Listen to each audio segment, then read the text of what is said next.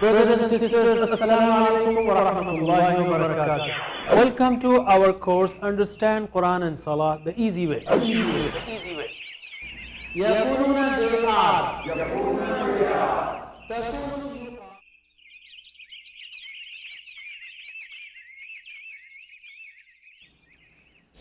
بسم الله الرحمن الرحيم الحمد لله رب العالمين والصلاة والسلام على أشرف الأنبياء والمرسلين نبينا محمد وعلى آله وصحبه أجمعين. ناظرین السلام علیکم ورحمۃ اللہ وبرکاتہ. آؤ قرآن اور نماز سمجھیں. اس کے 5ویں سبق کے لیے میں آپ کو خوش آمدید کہتا ہوں. اس میں ہم سورہ فاتحہ تو ہم نے پڑھ لی، اس لیے اس میں ہم نزول قرآن کے مقصد کے بارے میں دیکھیں گے. چند بیچ کی آیات لیتے ہوئے اور کچھ احادیث لیتے ہوئے ہم آخری صورتیں بعد میں کریں گے. تو آج ہم لیتے ہیں نزول قرآن کے مقصد کے بارے میں ایک آیت اور پھر کچھ گرامر بھی، اور اس میں ہم 10 نئے الفاظ سیکھیں گے جو قرآن کریم میں 8031 بار آئے ہیں. اللہ تعالیٰ نے سورہ صاد میں کہا قرآن کے بارے میں، اعوذ باللہ من الشیطان الرجیم، کتاب انزلناہ الیک مبارک لیدبروا آیاتہ ولیتذکر اولو الالباب. کتاب یعنی کتاب کی جمع کتب آپ جانتے ہیں، دونوں مل کر آلموسٹ 400 بار قرآن کریم میں آئے ہیں. کتاب یعنی کتاب، یہ کتاب اللہ تعالیٰ قرآن کے بارے میں کہہ رہا ہے کتاب. انزلنا مطلب ہم نے اتارا، انزلنا مطلب ہم نے اتارا. انزلنا ہو مطلب اس کو، جیسا آپ نے سیکھا ہے ہو مطلب وہ یا اس کا، تو انزلنا ہو ہم نے اتارا اس کو، اس کتاب کو، اس قرآن کو. الیکا آپ کی طرف، الیکا یعنی آپ کی طرف، الا اور کا مل کر الیکا آپ کی طرف. مبارکن برکت والی ہے. جیسے ہم کہتے ہیں عید مبارک، کیا مطلب ہے عید مبارک؟ یعنی عید آپ کے لیے برکت والی ہو، یا شادی مبارک یا کامیابی مبارک، یعنی یہ سب آپ کے لیے برکت والی ثابت ہو. تو یہ کتاب اللہ تعالیٰ نے فرمایا کہ یہ برکت والی ہے. انزلناہ الیکا مبارکن. یاد رکھیے یہ اللہ تعالیٰ کا بڑا احسان ہے، بہت بڑا احسان ہے کہ اس نے ہمیں نہ صرف انسان بنایا بلکہ مسلمان بنایا اور اس کتاب کو ہم تک پہنچانے کا انتظام کیا جو بہت برکت والی ہے.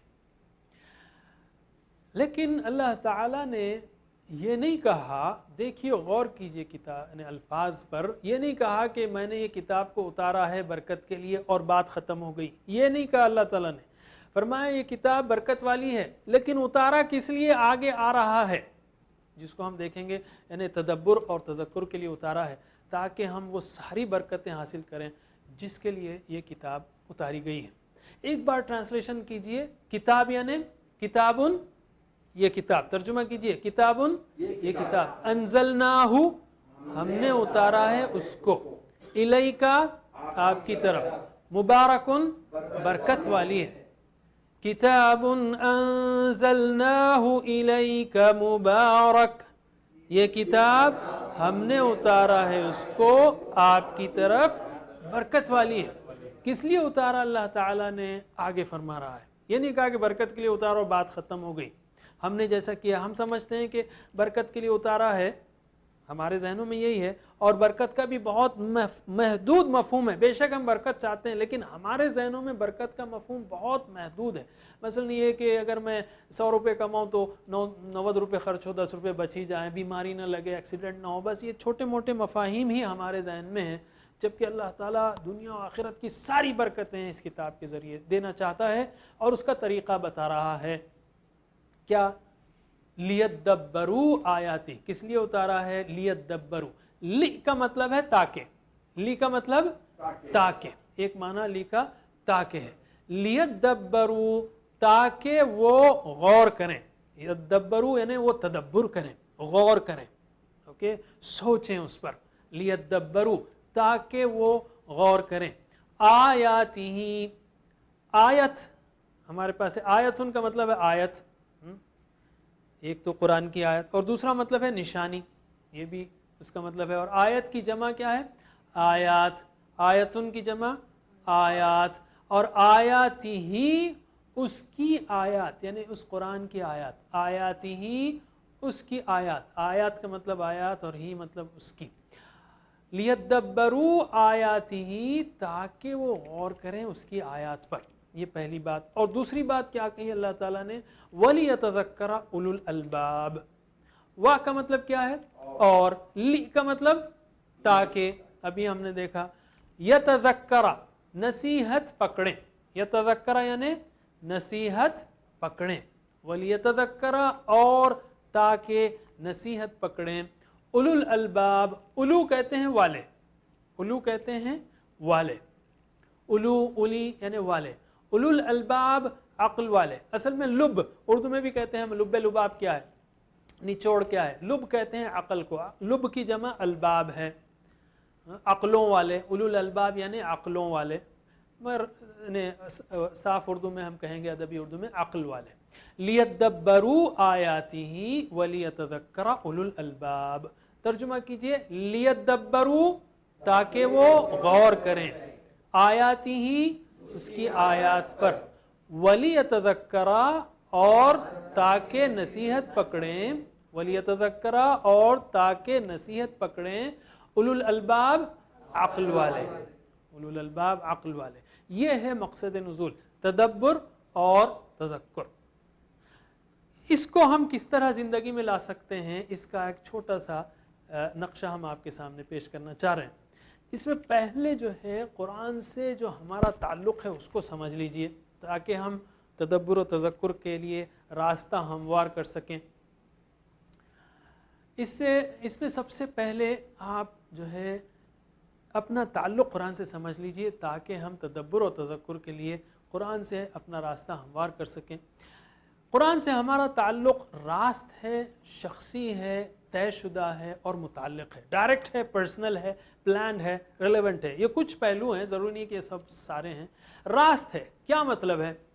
जब हम कुरान करीम पढ़ते हैं तो हम कहते हैं कि ये अल्लाह की किताब है। इसको किसी न हाथ से लिखा होगा, लेकिन हम ये नहीं कहते कि फ़लाँ का लिखा हुआ है, बल्कि हम कहते हैं अल्लाह की किताब है। इसी तरह जब हम सुनेंगे तो ये मत कहिए कि ये फ़लाँ शख्स पढ़ रहा है, बल्कि अल्लाह ताला हमसे मुखातब हो रहा है। जब हम कुरान खोलते हैं ना, देखिए आप एक बात याद रख लीजिए, कुरान जो है ना वो लाइव किताब है, दूसरी सारी किताबें वो डेड किताबें हैं। यानी अगर उसका मौलिफ जो है इस दीवार के पीछे भी हो तो वो नहीं जानता कि आप उसकी किताब पढ़ रहे हैं। लेकिन जब आप कुरान करीम खोलते हैं तो जैसा ही आप खोलते हैं अल्लाह ताला डायरेक्ट आपसे बात करने लगता है, देखने लगता है कि मेरा बंदा इसको सुनकर क्या असरात ले रहा है, और अगर उसके अंदर तड़प हो तो अल्लाह ताला समझाता भी है कि क्या चाहता है वो। तो ये एक लाइव किताब है, अल्लाह ताला जो है डायरेक्ट हमसे मुखातिब है, इसका मतलब है डायरेक्ट। और दूसरा पहलू इसका वो है रेलेवेंट, दूसरा है शख्सी, पर्सनल। यानी जो भी आयत हम पढ़ें या सुने इस एहसास के साथ कि ये मेरे लिए है। मसलन अल्लाह ताला ने कहा कि वबिल वालिदैन इहसाना, अगर मैं सुनूं वबिल वालिदैन इहसाना तो ये मत समझें कि लोगों के लिए अल्लाह ताला ने वालिदैन से अच्छा सलूक करने की नसीहत की है, बल्कि मैं ये कहूँ कि अल्लाह ताला मुझे कह रहा है कि मैं जो है अपने वालिदैन के साथ अच्छा सलूक करूँ। अगर आप दूसरों के लिए समझेंगे तो वो सारा कुरान दूसरों के लिए हो जाएगा, फ़लाँ आयत काफिरों के लिए, फ़लाँ मुनाफिकों के लिए, फ़लाँ मुशरिकों के लिए और फ़लाँ मदीने के मुसलमानों के लिए, फिर मेरा क्या है? इसमें मुझे ये देखना है कि मेरे लिए क्या पैगाम है। और तीसरा पहलू है ये तयशुदा है, प्लान्ड है। यानी हम कहते हैं मसलन कि दाने दाने पे लिखा है खाने वाले का नाम, अरे दाना तो फुजला बनने वाला है। आयत को लीजिए, अल्लाह ताला की अजीम शान चीज़ जो इस दुनिया में अतावी हमको और मौजूद है कुरान, तो हम कहेंगे आयत आयत पर लिखा है पढ़ने वाले का नाम, सुनने वाले का नाम। जब भी कोई आयत पढ़ें आप या सुने तो ये पहले से मुक़द्दर, मसलन अगर आप इस वक्त किताबुन अंज़लनाहु इलैका मुबारकुल लियद्दब्बरू आयातिही वलियतज़क्करा उलुल अलबाब आप सुन रहे हैं, तो ये आपकी पैदाइश से पहले लिख दिया गया था कि आप इस आयत को इस वक्त सुनेंगे। तो ये रैंडम नहीं है, चाहे वो इमाम पढ़े चाहे आप कुरान खोलकर पढ़ें। और ये रेलेवेंट है, कुरान जो है वो तज़कीर और याद दहानी है, रेलेवेंट है, मुताल्लिक़ है। यानी क्या कि अगर अल्लाह ताला ये कहे कुल्लु नफ्सिन ज़ाइक़तुल मौत, हर नफ्स को मौत का मज़ा चखना है, तो मैं फौरी ये सोचूं कि अल्लाह ताला आपने मुझे मौत के बारे में आज क्यों कहा। ہو سکتا ہے کہ میری موت آج ہو، اللہ اعلم، یا اگر اللہ تعالیٰ یہ کہے وبالوالدین احسانہ جیسے میں نے کہا، تو مجھے یہ دیکھنا ہے کہ اللہ تعالیٰ آپ نے مجھے آج اس وقت کیوں والدین کے بارے میں کہا. ہو سکتا ہے کوئی معاملہ آنے والا ہو جس میں میرا ٹیسٹ ہو والدین کے ساتھ، یا مجھے چیک کرنا چاہیے کہ میرا سلوک والدین کے ساتھ پچھلے ہفتے خراب تو نہیں تھا. تو یہ ریلیونٹ ہے، اللہ کی تذکیر غیر متعلق نہیں ہو سکتی. ٹھیک ہے، تو اس کو ہم نے یہاں پر سامنے پیش کیا ہے. آپ کے سب سے اوپر موجود ہے کہ یہ راست ہے، شخصی ہے، طے شدہ ہے، متعلق ہے، یعنی ڈائریکٹ ہے، پرسنل ہے، پلانڈ ہے، ریلیونٹ ہے. اور پھر بیچ میں ہم نے یہ رکھا کہ توجہ، اگر اب یہ تعلق کو جب ہم سمجھ لیں گے تو اب بیچ کا حصہ ہم کور کرتے ہیں کہ ایک تو توجہ کرنی چاہیے، سمجھنا چاہیے، فہم جو ہے اس کا حاصل کرنا چاہیے، اور تصور اور احساس کا بھرپور استعمال کرنا چاہیے، جیسا کہ میں پچھلی بار بھی اشارہ کر چکا ہوں. تو تعلق معلوم ہو گیا، تو توجہ، فہم، تصور اور احساس، یہ چاروں چیزیں کریں گے تو انشاءاللہ تدبر اور تذکر جو جس کے لیے قرآن نازل ہوا اس میں کافی مدد ملے گی. توجہ سے مراد کیا ہے؟ یعنی میری آنکھوں کی توجہ، کانوں کی، میرے جسم کی. اگر میں نماز میں ہوں تو ادھر ادھر کھجا رہا ہوں، ادھر دیکھ رہا ہوں، ایسا نہیں. آنکھ، کان، دل، دماغ، جسم پورا فوکسڈ ہو قرآن کے لیے، اور پوری آیت سمجھ میں بھی نہ آئے تو بھی پوری طرح توجہ سے سننا ہے ہم کو، تاکہ جو بھی لفظ سمجھ میں آئے اس کو پکڑ سکیں اور کوشش کر سکیں. یہ پہلی چیز. دوسری چیز فہم، سمجھنا ہے. نہ سمجھ میں آئے تو فوری اللہ تعالیٰ سے معافی مانگنا ہے کہ اللہ اتنی عمر گزر گئی اب بھی قرآن سمجھ میں نہیں آتا، اور اسی وقت عہد کرنا ہے یا کوشش کرنا ہے کہ آج سے پھر قرآن کو مسلسل سمجھنے کی کوشش کروں گا. اور تصور، یعنی جب کبھی اللہ تعالیٰ کی نشانیوں کا ذکر ہو، تاریخ کا ذکر ہو تو ان کا خوب تصور کیجئے، اور احساس سے، یعنی نعمتوں اور احسانات کا ذکر ہو تو پوری طرح احساسات سے پڑھیں ہم. جنت کا ذکر ہو تو شوق سے، امید سے، جہنم کا ذکر ہو تو خوف سے، ڈر سے. آپ نے توجہ، فہم، تصور اور احساس کو سیکھ لیا. اب قرآن کریم کو زندگی میں لانا ہے تو دعا، احتساب، پلان اور تبلیغ، اس کو یاد رکھیے. تو سب سے پہلے لیتے ہیں ہم دعا کو. دیکھیے قرآن کی ہر آیت عمل کے لیے، چاہے وہ دل کا عمل ہو یا اعضاء کا عمل ہو، ایمان و یقین کا عمل ہو یا نماز و روزے کا عمل ہو یا دعوت و نصیحت کا. تو ہر عمل کی ابتدا دعا سے ہونی چاہیے. مثلا ابھی ہم نے سنا کہ قرآن تدبر و تذکر کے لیے نازل ہوا، تو ہم کہیں اللہ مجھے تدبر و تذکر کی توفیق دے. اس کے بعد احتساب، صرف دعا کافی نہیں. جیسے میں نے اس سے پہلے بھی کہا کہ اگر آپ کا بیٹا 10ویں جماعت میں اور صبح شام دعا کر رہا ہو کہ اللہ مجھے ایگزام میں کامیاب کر، رو رو کے دعا کرتا ہے لیکن نہ اسکول کو جاتا ہے نہ کتاب کھولتا ہے، تو آپ کہیں گے یہ دعا کافی نہیں ہے، بیٹے اسکول بھی جانا ہے، کتابیں بھی پڑھنا ہے. تو ہم کو بھی دعا کرنے کے ساتھ ساتھ پلان کرنا ہے، احتساب کرنا ہے. احتساب گزرے ہوئے دن کا ہے، جو گزر گیا زمانہ، کہ کتنا کیسا کر رہا ہوں، میں کر رہا ہوں تو الحمدللہ، نہیں کر رہا ہوں تو استغفر اللہ. اور پلان بنانا ہے اگلے دن کا، اگلے ہفتے کا. اگر ہم پلان بنانے میں ناکام ہیں، if you fail to plan you plan to fail. اگر آپ پلان بنانے میں ناکام ہیں تو سمجھیے کہ ناکامی کا پلان بنا رہے ہیں. اگر کھانا کھانے کا پلان نہیں ہے تو بھوکا رہنے کا پلان ہے. اگر قرآن سمجھنے کا پلان نہیں ہے تو قرآن نہیں سمجھنے کا پلان ہے. یہ سوچ لیجئے. اور اس کے ساتھ ساتھ پلان بناتے ہوئے ایک بات یاد رکھ لیجئے کہ اجتماعی معاملات ہوں، جیسے فقہی امور ہوں یا کوئی نیا آئیڈیا آئے، تو اس معاملے میں علماء کرام سے چیک کر لیجئے. قرآن جب پڑھتے ہیں، جو کوئی اگر پلان بنا رہے ہوں تو پھر آپ کہیں گے پھر ہم عام آدمی کیا کر سکتے ہیں تدبر و پلان؟ تو ہم کہیں گے بہت سارے ایریاز ہیں، جیسے تعلق باللہ، اتباع رسول، فکر آخرت، ذکر، عبادات، اخلاق، معاملات، دعوت، تبلیغ، امر بالمعروف، نہی عن المنکر، ٹیم ورک. یہ سارے کام ہیں جو ہم انشاءاللہ دعا، احتساب، پلان، تبلیغ کے ذریعے کر سکتے ہیں. اور چوتھی بات ہے تبلیغ کرنا ہے. کیوں؟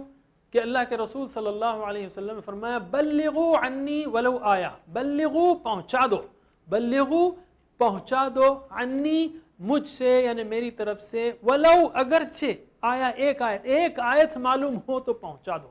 تو ہم کو تبلیغ کرنا ہے.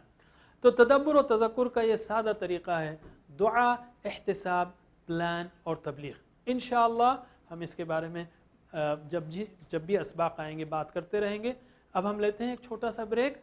السلام علیکم ورحمۃ اللہ وبرکاتہ.